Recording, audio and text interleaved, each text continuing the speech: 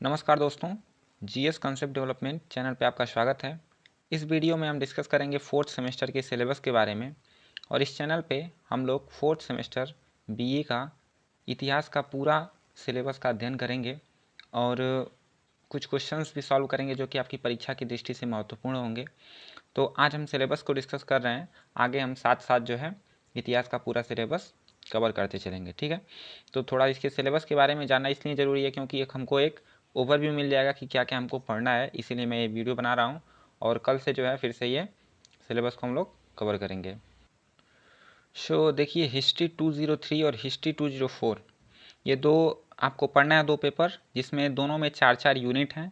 और 4-4 यूनिट आपको इसमें भी 4 यूनिट पढ़ना है और इसमें भी 4 यूनिट पढ़ना है।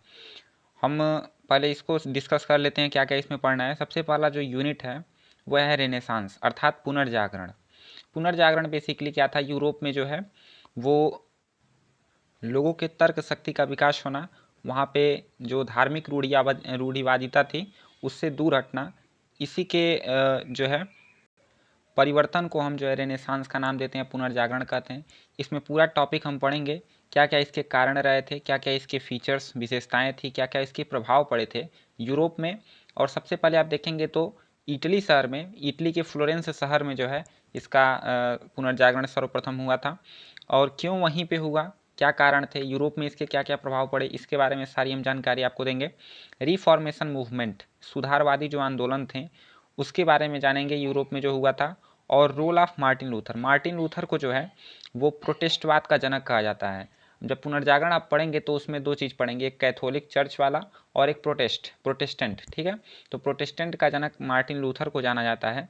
तो रेनेसांस में मार्टिन लूथर का क्या योगदान रहा है उसके बारे में हम चर्चा करेंगे। ठीक है, सेकेंड यूनिट में आपको पढ़ना है ग्लोरियस रिवॉल्यूशन। ग्लोरियस रिवॉल्यूशन जिसको हम शानदार क्रांति के नाम से जानते हैं, ये इंग्लैंड की क्रांति थी। ठीक है, जो कि 1688, इसको हम गौरवपूर्ण क्रांति या फिर शानदार क्रांति भी कहते हैं, इंग्लैंड की ये क्रांति थी, इसके बारे में चर्चा करना है।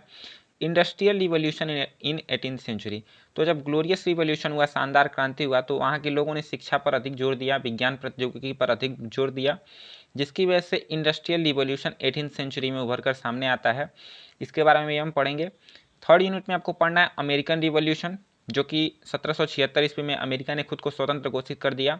ठीक है, तो इसके बारे में पढ़ेंगे हम। उसके बाद फ्रेंच रिवॉल्यूशन, जो कि 1789 ईस्वी में 1789 में फ्रेंच रिवॉल्यूशन हुआ था।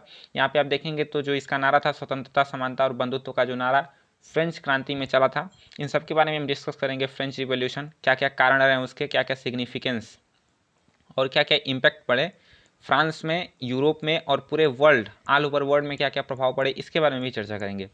फोर्थ यूनिट में आपको पढ़ना है नेपोलियन बोनापार्ट। नेपोलियन बोनापार्ट जो कि फ्रांस की जो क्रांति हुई थी उसमें सेनापति था। आप देखेंगे जो नेपोलियन बोनापार्ट था वो 1804 ईस्वी से 1814 ईस्वी तक नेपोलियन का सम्राट रहा फ्रांस का।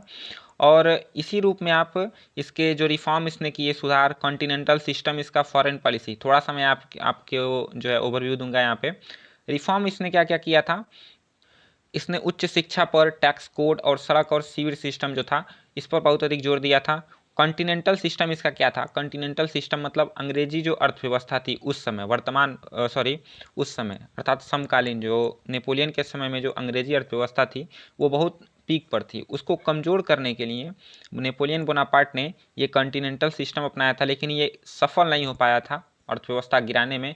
और कहीं ना कहीं नेपोलियन बोनापार्ट के पतन में इस कॉन्टिनेंटल सिस्टम का ही हाथ था। ठीक है, इसके बारे में हम अच्छे से चर्चा करेंगे जब हम इसको पढ़ेंगे तो। ठीक है, फॉरेन पॉलिसी आप देखेंगे इसका तो अन्य देशों के साथ इसका कैसा संपर्क था, कैसा इसका रिलेशन था, उसके बारे में पढ़ेंगे।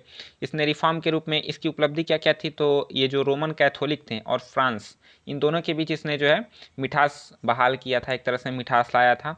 तो नेपोलियन बोनापार्ट को फ्रांस के इतिहास में बहुत ही उच्च जो है स्थान प्राप्त है और पूरे विश्व में नेपोलियन बोनापार्ट जो है प्रसिद्ध है। अब हम देखेंगे अपना जो सेकेंड कोर्स कोड HIS 204 है, अर्थात हिस्ट्री 204, जो आपका दूसरा पेपर है, history of modern world 1848 to 1950 AD तक। इसके बारे में हम देख लेते हैं। तो सबसे पहला आपका यूनिट जो है वो है unification of Germany and Italy. Unification of Germany and Italy, Germany जो कि जर्मनी और इटली ये दोनों जो यूरोप के देश हैं, इनका एकीकरण जो हुआ था 1871 1871 ईस्वी में इनका एकीकरण होता है। जो इटली का एकीकरण है वो काउंट काबूर नाम आपको थोड़ा सा यहाँ पे दिमाग में रखिएगा। काउंट काबूर जो था उसका बहुत बड़ा योगदान था इटली का एकीकरण में। और इटली की जो एकता है उसका जन्मदाता नेपोलियन को कुछ इतिहासकार मानते हैं, ठीक है। जर्मनी का एकीकरण की बात करें तो बिस्मार्क ने किया था उसका। तो इटली और जर्मनी का आपको यूनिफिकेशन अर्थात एकीकरण पढ़ना है। सेकेंड यूनिट में आपको पढ़ना है cause leading to first world war, प्रथम विश्व युद्ध के क्या क्या कारण रहे, ठीक है। उसके बाद पढ़ना है Paris peace convention. Paris peace convention जो फर्स्ट वर्ल्ड वार था उसका जब अंत होता है, जो फर्स्ट वर्ल्ड वार है वो कब तक होता है 1914 से लेकर 1918 तक। तो जब 1918 में फर्स्ट वर्ल्ड वार ख़त्म होता है तो उसमें आप देखेंगे पेरिस पीस कन्वेंशन और ट्रीटी ऑफ वर्साइल्स, इन दोनों की संधि होती है, वर्साई की संधि और पेरिस पीस कन्वेंशन, युद्ध समाप्ति के बाद। उसी तरह आप देखेंगे थर्ड यूनिट में आपको पढ़ना है द बोल्शेविक रिवॉल्यूशन। यहाँ पे आप अमेरिकन रिवॉल्यूशन पढ़ चुके हैं, फ्रेंच रिवॉल्यूशन पढ़ चुके रहेंगे, उसके बाद ग्लोरियस रिवॉल्यूशन। इन तीनों रिवॉल्यूशन के पढ़ने के बाद आपको पढ़ना है बोल्शेविक रिवॉल्यूशन, जिसको हम रूस की क्रांति का नाम देते हैं, ठीक है। और ये जो क्रांति हुई थी 1970 ईस्वी में हुई थी।